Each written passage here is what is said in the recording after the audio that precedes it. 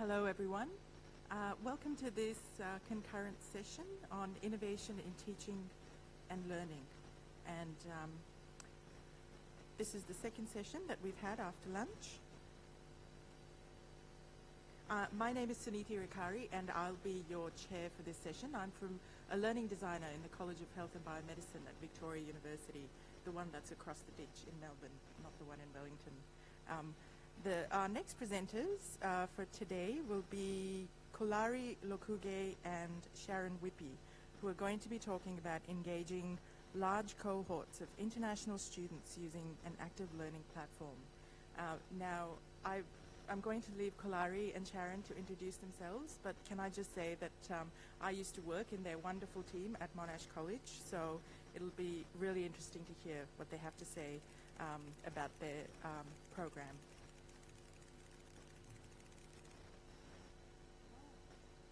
Thank you, Suniti. Welcome to this session. So this session, we would like to make it a bit more interactive, talking about active learning.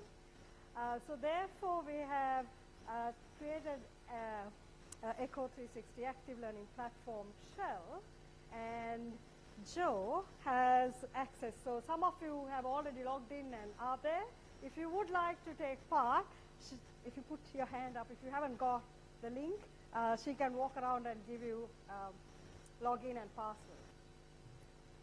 So I'm going to quickly go through the overview side of it, but at the same time, we'll have few questions, very simple questions, numbers and things like that, but just for you to understand what type of system that we are talking about. So it's a very experiential type of session, I hope. So I'm Kulari, I'm the Associate Director E-Learning at Monash College, and I have one of my team members, Sharon, who is a learning designer at Monash College. So as you hear Monash, we are fully owned by Monash University, but operates as a separate entity. So our students are very much transitioning students, they're international students, they come to us with the hope of transitioning to Monash University or to some other agreed partner universities. So to give an overview, we do have a big strategy to move from a very face-to-face, traditional type of delivery to a blended learning model. So I came on board in 2015 and got the strategy up and running.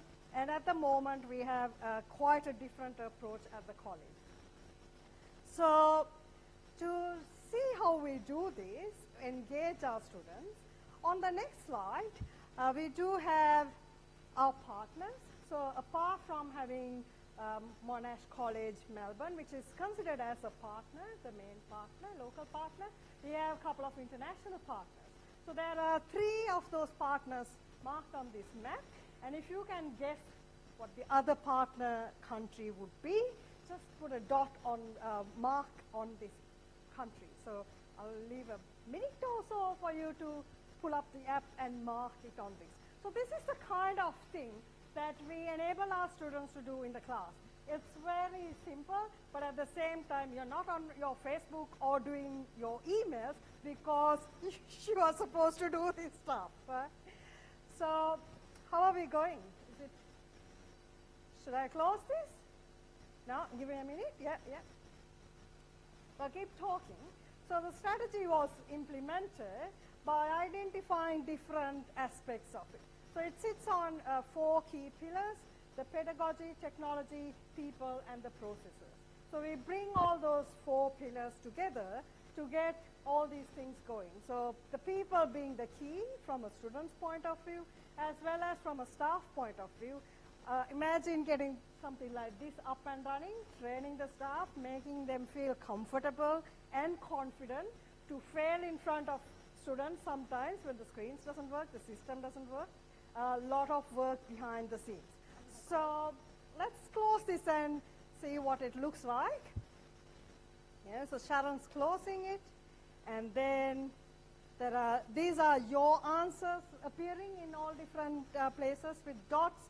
And now Sharon's going to show the actual one. So the Sri Lanka was the one that appeared. It happens to be I'm Sri Lankan too. That was the last partner, but there are a couple of other partners who are about to get on board. So this many partners, we do have a large number of divisions, not very many, so few divisions. So to show you another approach, another way of engaging rather than putting a dot on a map, then here's another question where you can have a numbered answer question. So if you just pick a guess, right? So this is just to show you what are the ways within the system that you can interact. So you can have numbers, you can have short answers, you can have multiple answer type of questions. So let's close this. This is just to show you the types of things. So we do have 4, but we do have five teaching divisions. So we have a Bachelor of International Business fully delivered using a fully flipped model within Monash College. We do have the biggest English language center within the college. We have a Pathways, which is really young kids, underage, most of them, 16, 17, but willing to take up a degree program, so they go into a foundation year. And we do have Monash Professional Pathways, which is post-qualification. Most of the international students come and do a 30-week program as part of their visa requirements and things like that. So with those different areas, what we did 2016 is piloted the active learning platform in conjunction with many other things that we put into place. So I did mention about the strategy. We used the learning design, which is based on Tilly Salmon's 5-stage model with the Carpe Diem process. So we do use very strongly, we use that model, and we bring a unit to develop, and when we build that unit, we have a long process as post-workshop support. So that's the key. They come for a whole day, but that day just goes past like this. But the post-workshop support is the key thing. So with that, we have brought in active learning platform with all the other bits and pieces. These are the different aspects of our learning technologies that we have at Monash College. So we do use Moodle, and we have ALP fully integrated into Moodle with all the other bits and pieces. So what I'm trying to say is active learning platform has done a big thing to change the way that we run our face-to-face classes, but it's not just by itself. So there are other things that we integrated to make it happen. So we use the flipped class model, most probably being at Monash and heard of Monash, you know, we use in-class, pre-class, post-class model, where we help the staff to identify the activities, and active learning platform has been on all these 3 sectors, because the teachers can upload their resources beforehand, and within the class, like what we did just then, they can engage the students, and there are a lot of tools within ALP where we get the students to take their own notes, ask questions, raise hands, all sorts of things within the class. So while doing the design and getting all, this is a learning design workshop where we storyboard the whole course for the 12 or 14 weeks. We do have both combination. And with this, we designed the courses into a structure that is, you guess that this is Moodle. This is what our Moodle looks like. So one of the things that we did was we gave a facelift to Moodle as well. It is not that old, tired-looking Moodle anymore. People look at it and think, oh, is this Moodle? So we've done all those background work to make more engagement within the class. I think I'm going to hand over to Sharon, showing this is one of the learning spaces that we have. And to be able to engage students in a different way, these learning spaces became a pivotal part on the whole piece, because It's not this structure, even though I'm talking here. It's not this structure. It's totally different structure where you will see when Sharon talks about it. Over to you, Sharon. Thank you, Kulari. So, hello everybody. My name's Sharon Whippy, and as Kulari said, I'm a learning designer in the Central e-learning team at Monash College. And I'm here today to talk to you about the pilot that we ran with the active learning platform in 2 of our Monash College diploma units. So, the main aim of our pilot was really to evaluate the benefits and challenges of using a platform, learning and teaching platform like the Echo 360 Active Learning Platform to engage a large international cohort of students in blended and flipped learning environment. Ideally, we were hoping that there was going to be an increase in academic performance because of these opportunities to engage with our students in this way. To talk about our students a little bit, about 80% of our students are international students, mostly from the Asia region, from China. They are studying in a second language. Often it's the first time they've been away from home in a new cultural context and new educational context. So they've got some tough barriers to overcome. There were, from the 2 units we ran the pilot with, there were 450 students from our Introduction to Financial Accounting and 70 students from the Engineering Mathematics, so 2 different disciplines there. As I mentioned before, they're international students studying in a second language. Most of our students are aged between 16 and 21 years old. In the engineering unit, they were mostly male. In the Introduction to Financial Accounting, there was generally even split between male and female students in there. So, this brings me to the first of my interactive slides that I'd like you to have a go at answering this question.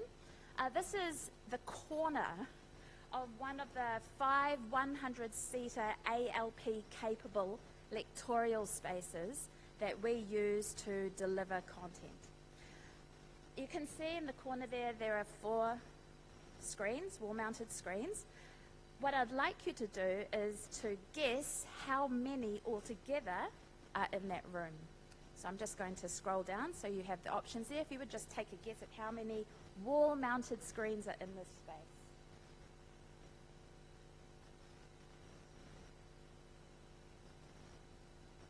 So you should see the options that you have there. And this photo was taken at one of our community of practice sessions that was run by one of the unit leaders involved in our pilot. So this has been one of the things that has come about from running a pilot like this, is now our teachers have created these community of practices where they can share and support one another with learning how to use a platform, which is really cool. So I'm going to close that now. And let's see the results. Yeah, very good. So yes, there are 16 wall-mounted screens in our space, which we're very proud of. And this is just another view of the learning space. All right, so for those of you that don't know, a very brief overview of the Active Learning Platform. It's a cloud-based learning and teaching platform. It integrates content management. We can engage students. We have lecture capture, and we can also have engagement analytics. It's fully integrated into our Moodle, so this allows our students a seamless journey. They single sign-on straight into the platform.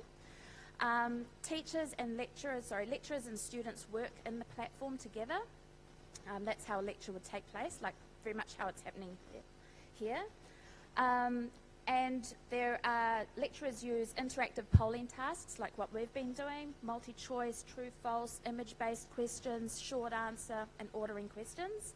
There's also a note-taking capability, which you might see if you're in the platform at the moment, bookmarking, the confusion flag, which is a fantastic way for students to communicate with the lecturer that they're confused about something.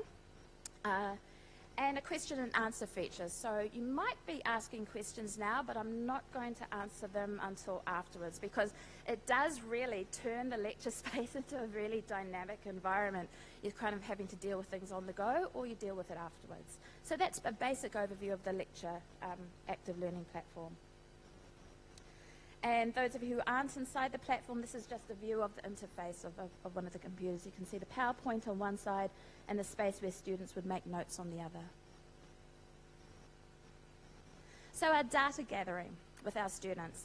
We conducted an evaluation survey through Google Forms with our students. We also ran focus groups and semi-structured interviews, and we had our 2 unit leaders journal their reflections while they were on the pilot, talking about how it was using the ALP in their classes. So one of the main limitations of this study is that while there were 522 students as part of this pilot, when we ran the survey evaluation, only 45 responded to our survey. Now, in all fairness, when that survey was, we asked our students to do the survey, it was after their classes had finished the semester and they were getting ready for exams. And it was something they were expected to do outside of class. So in hindsight, it's not going to happen like that again. But the data that we gathered was interesting. Here's another quick task. On a weekly basis, how often do you think students were using the ALP the most? You just want to take a quick stab in the dark at that. This is one of the questions that we asked in the survey. All right, I'm going to close that because we've got to move on. Those are our results. And actually, our students were using it 2 to 3 times a week. And this seems to coincide with the scheduling of lectures. Okay, so they'll have 2 or 3, sort of 2 lectures a week and 1 tutorial. So that's why it might be this is the main result. The utilization of ALP on a weekly basis, that's just a graphic of what we just went through. As far as our pre and post class and the use of the ALP, we were finding our students responded that they were using it in the lecture because that's how they had to engage with the content, and after lectures. Now, whether or not that was because they were catching up on missed lectures or they were reviewing content, we were unsure, but those seemed to be the 2 main times that they were going in. We asked them how easy it was to use it, and the majority of them said yes, which is very good, because as we know, the easier it is for our students to use a tool like this or a platform like this, the more they're going to come to it. Here's another quick question. So we asked them about some of the different benefits that the ALP had, whether it was, of course we asked if it was easy to use. We also asked if they thought that it helped their learning. And we asked them also if it helped them to ask questions. So we were starting to sort of think about the language barriers that might be there and whether this platform allowed them to be able to just be a bit forthcoming with whether they were confused and to communicate with their lecturer. So of these 3 perceived benefits, which one do you think that was the most, that students responded to the most as being the highest or the biggest perceived benefit? I'll just give you a couple of minutes, or no, I won't. I'm going to shut it down right now. So those are your results. Oh. It actually was that students found the platform easy to use. So that was huge. Of the 3 questions that we asked them, it was whether they actually found it really, really easy to use, which was great. So I'm going to move along from that. We asked our teaching staff 3 questions to respond to: what was done with the platform, what was the impact on students' learning, and what changes were planned to improve. Our staff used a combination of traditional and the platform, traditional methods of teaching and the platform. They used interactive polling tasks to check their students' comprehension. They found that their students were using the confusion flag a lot to let them know that they were confused. And actually our lecturers' perceptions were really positive, so they're going to keep going with the platform. And in fact, we've got something like 10 units now on board using the platform, so it's building up. We started to ask our teachers to take a look at the engagement analytics, just to see what they, whether their students were coming into the platform, and if not, maybe following that up. We provided them with training and support, as always, which is a big part of what we do, what I do in the team. Initially, there were some challenges. There's benefits with having it integrated into Moodle, but there were some challenges, and we just worked together to sort of overcome those things, and working with our vendor, who's been really supportive with helping us with that as well. All right, I'm just going to skip along to...